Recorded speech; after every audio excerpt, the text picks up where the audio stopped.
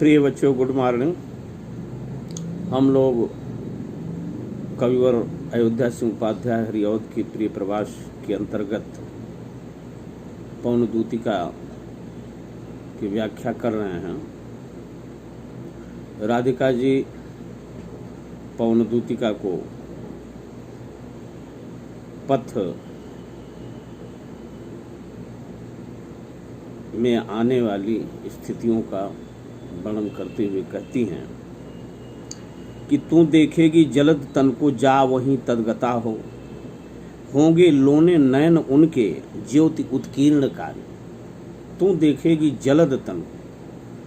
राधिका जी पौन दूती से कहती हैं कि बादल रूपी शरीर वाले, अर्थात जिनका शरीर जलद जैसा हो, बादल जैसा हो, तुम उनको जाकर के देखोगी, तदगता हो, उस स्थान पर जाकर के तुम उन्हें देखोगी। होंगे लोने नयन उनके ज्योति उत्कीर्णकारी। उनकी आंखें बहुत मुलायम होंगी, लोनी होंगी और उन आंखों से ज्योति उत्कीर्ण हो रही होगी, चारों तरफ निकल रही होगी, फैल रही होगी। मुद्रा होगी वरवदन की मूर्ति सी सौम्यता की।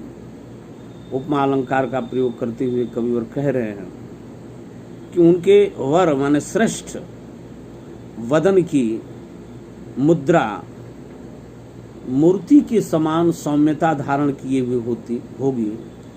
सीधे साधे वचन उनके सिक्त होंगे सुधा से, और उनके वचन, उनके मुख से निकलने वाली वाणी सीधी साधी होगी और वह वाणी अमृत से भीगी हुई होगी, अमृत से, सुधा से सिक्त होगी। अनुप्रास अलंकार का भी प्रयोग इस पंक्ति में किया गया है।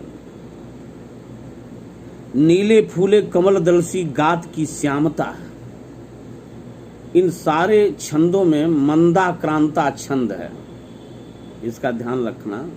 छंद मंदाक्रांता।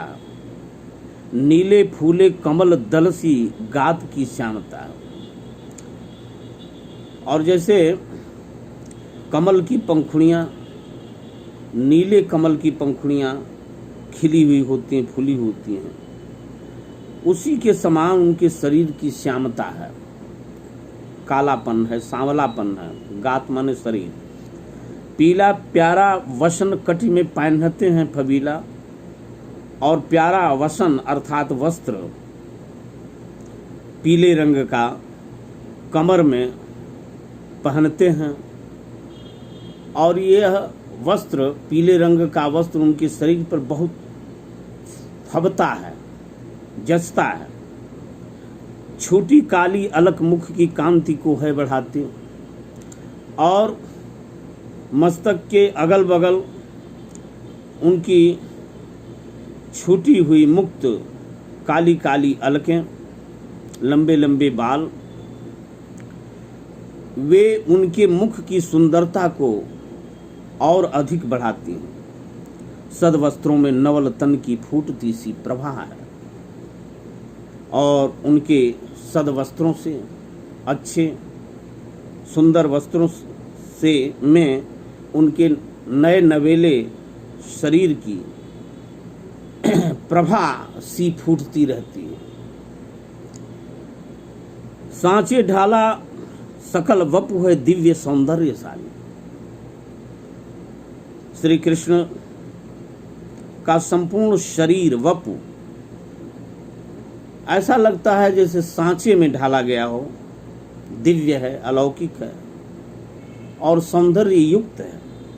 शतपुष्पों सी सुरभि उसकी प्राण संपोषिका है, और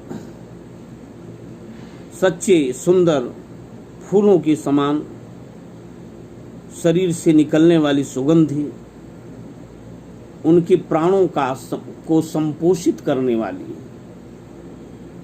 दोनों कंधे वृषभ वर से, और श्री कृष्ण के दोनों कंधे श्रेष्ठ बैल की तरह, वृषभ बैल की तरह हैं, और बड़े ही सजीले हैं। लंबी बाहें कलभ करशी, और लंबी लंबी उनकी बाहें हाथी के सूंड के समान शक्ति की पेटिका, उसमें अपरंपार शक्ति भरी हुई है। राजाओं सा सिर पर लसा दिव्य आपीड़ होगा, राजाओं के समान उनके सिर पर एक अलौकिक मुकुट होगा। शोभा होगी उभय श्रुति में स्वर्ण के कुंडलों की, और दोनों कानों में श्रुति में सोने के कुंडलों की शोभा होगी। नाना रत्न कलित भुज में मंजू केयूर होंगे, और नाना प्रकार के अनेक प्रकार के रत्नों से सुशोभित उनके भुजा में सुंदर केयूर होंगे, अर्थात भुजबंद बंधे होंगे। मोती माला लसित उनका कंबुशा कंठ होगा, और कबूतर की समान उनका गला मोती की मालाओं से सुशोभित होगा।